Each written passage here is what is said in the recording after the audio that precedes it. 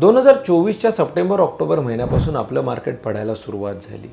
आता रिकव्हरी आली आहे, पण मध्ये अनेक घडामोडी घडून गेल्या. अमेरिकेचे राष्ट्राध्यक्ष, टॅरिफवरची चर्चा, 2 युद्ध आणि आपण आता पण मार्केटच्या ऑल टाईम हायपासून फक्त जेमतेम 3-4% मागे आहोत. आता ही रिकव्हरी आहे का, की ही मार्केटमधली नवीन तेजी आहे? थोडं समजून घेऊया डेटाच्या माध्यमातून.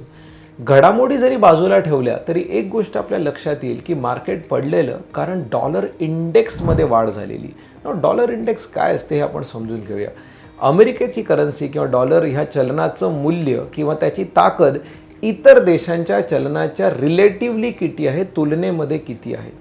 सो ही वाढलेली 100 होता सप्टेंबर महिन्यामध्ये डॉलर इंडेक्सचा आकडा, जो 110 पर्यंत गेलेला. त्याचमुळे कुठेतरी आपलं निफ्टी 26,000 पासून 22,000 पर्यंत आला आणि आता डॉलर इंडेक्स ही आपल्या फेवरमध्ये आहे, म्हणजे ती 110 वरून पुन्हा 96 पर्यंत आलेली आहे. तेच दर्शवते की आपल्या मार्केटमध्ये रिकव्हरी आलेली आहे. आणि आता जी ग्लोबली चर्चा चाललेली आहे आणि अमेरिकेचं अर्थशास्त्र जसं झालेलं आहे, डॉलर कमजोर होणं हेच अमेरिकेच्या दृष्टीने एक मोठं सोल्युशन आहे. त्यामुळे डॉलर इंडेक्स ही जेवढा काळ ह्या लेवलला राहील तेवढा काळ नवीन पैशाचा ओघ हा भारत किंवा भारतासारख्या विकसनशील देशांच्या शेअर बाजारामध्ये येण्याची शक्यता आहे.